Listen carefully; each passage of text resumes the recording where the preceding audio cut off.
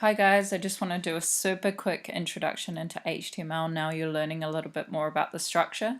So if we just take a quick look here, this is the basic structure of the HTML document. So we start with an opening HTML tag and a closing HTML tag. At the very top here we have the doc type tag, which tells us the language that we are in fact typing in, which is HTML.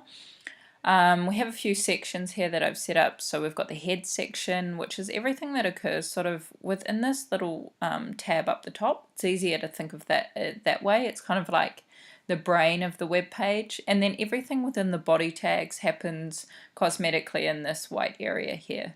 So you can kind of see everything that I've done here on the left is what has transpired here on the right in this web page. Here's a little bit more sort of detail of how that functions. So the head section here is essentially everything that occurs sort of behind the scenes and in this tab up here. So my test page is corresponding to my test page up the top here. This metadata here, meta character set UTF-8, is an encoding language. It's something that by default, if you use the Atom shortcut we showed you, they automatically give you this meta information inserted, and UTF-8 is an encoding language. So if you want to learn a little bit more about Unicode characters and the Unicode language, I highly recommend you go and do a little bit more research into that. I'll just quickly show you what that is. So here's the Wikipedia definition. It's a character encoding language. You can read a little bit more about it, but essentially like all your, for instance, your emoji language that we use so frequently today, which are like tiny little images, they're actually a sequence of numbers. So you can see here, I've pulled up Unicode characters.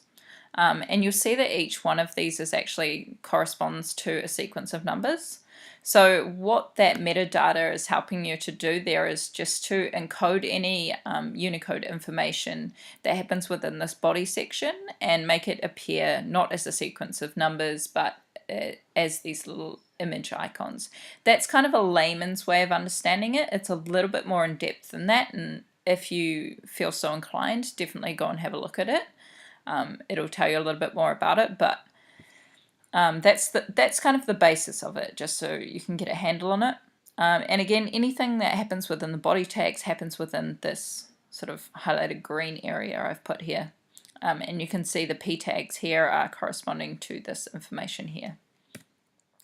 I have used my favorite author, musician, poet, Patti Smith to illustrate a little bit more about how HTML works. So again, the head section here is kind of like the brain of the web page. It's where everything is linked in. It's also where you link in your style sheets, which is your CSS, and any JavaScript, which is something we'll get into a lot later, but just know that that sort of stuff is linked within the head section. And then we have the body section. You'll notice the body section goes beyond the footer, because the footer is cosmetic as well, so it appears within the web page, and therefore that needs to happen within the body tags. So basically everything happens within the body tags that you want to appear on the web page. Of course, everything else happens fully within the HTML tags, but just so you know, the body section is where everything cosmetically appears. Just wanted to go over some quick common tags. So you've probably been looking at the header tags. You've got your H1s, your H2s, your H3s. These actually go to H6, I believe. Commonly, we only really use up to H3. H6 is a little bit excessive.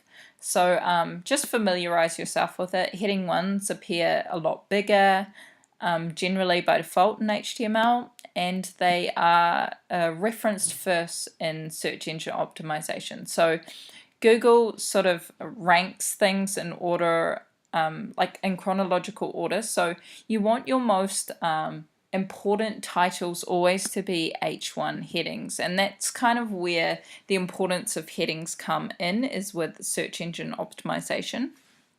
So when you tag something with H1, Google or Yahoo or Bing or one of those search engines will automatically categorize it as very important, whereas if you made one of your important titles in H3, or God forbid even a P tag or an H6, it's not going to catalog it first. So you really want to know when to use H1s and when to use H2s. So I use these for my primary headings, and then these are sort of secondary headings, so in order of importance essentially.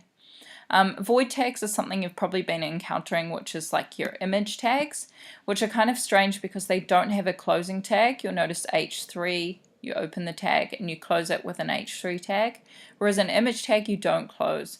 And that's just because it's actually just a reference to a file within your website files, within your project directory rather. It's not actually containing any information.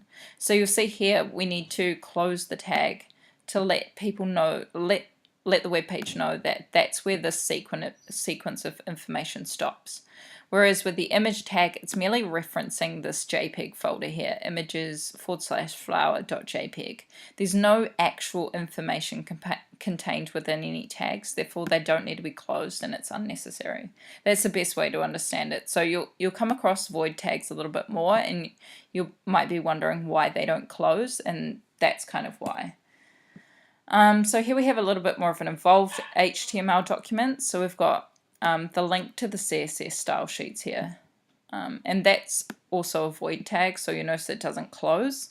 Same thing again. Likewise, I've added in the image here, and you'll see that that doesn't close either because there's no real sequence of information. It's just a reference point. Again, you'll notice that the link to the style sheet is happening within the head section, the brain section of the HTML doc. And then anything that's cosmetic that's going to appear on the web page is happening here. So we've got the image put in here. So what I would suggest is you learn that HTML structure off by heart. So this sort of stuff here, and you understand why it occurs where it does. The second thing is start using different HTML tags. You've probably started to encounter things like ordered lists and unordered lists. Really start to understand how those work, but also there's a great syllabus of HTML tags on something called W3 Schools. So you can go there and learn a little bit more about different HTML tags you can use to make your web page look and feel a little bit more consistent.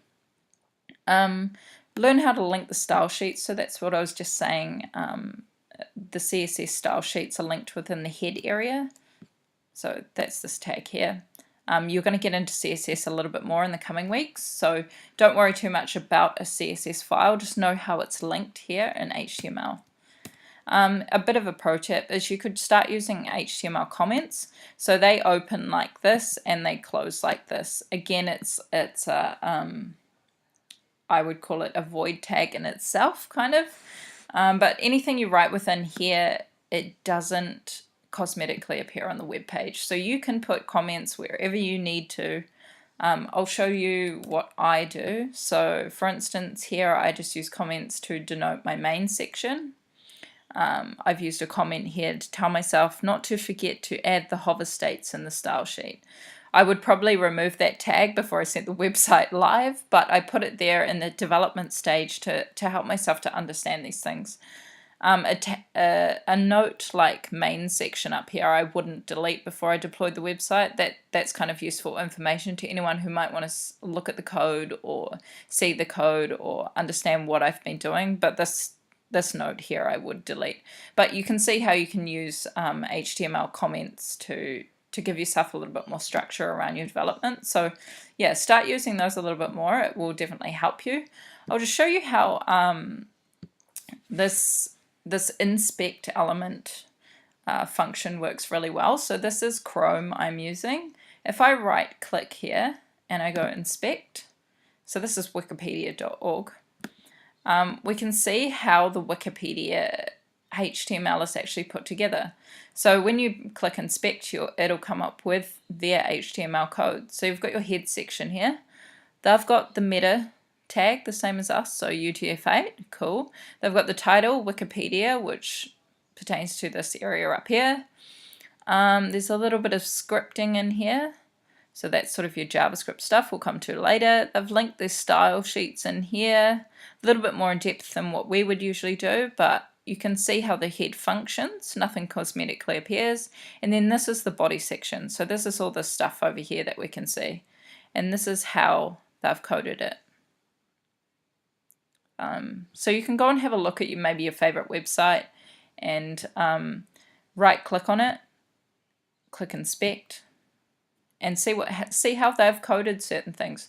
You notice here on the right we've got styles. Styles is reference to CSS. So in the coming weeks, as you learn a little bit more about how to style CSS, oh, my Mac is about to die, you'll learn a bit more about how you can literally go into your favorite websites and see how they've coded certain things in their CSS file, and then you can essentially you can take from those things. Don't take literally, because you'll just end up copying them, but you know, like, just look and learn how they've done certain things. But the inspect element thing is a really good function, so I highly recommend you use that. But that's it from me. I just wanted to show you a little bit more about HTML and the kinds of things you can do. But just please learn that structure, learn it off by heart, and it will save you so much in the long run. But have fun. See you later.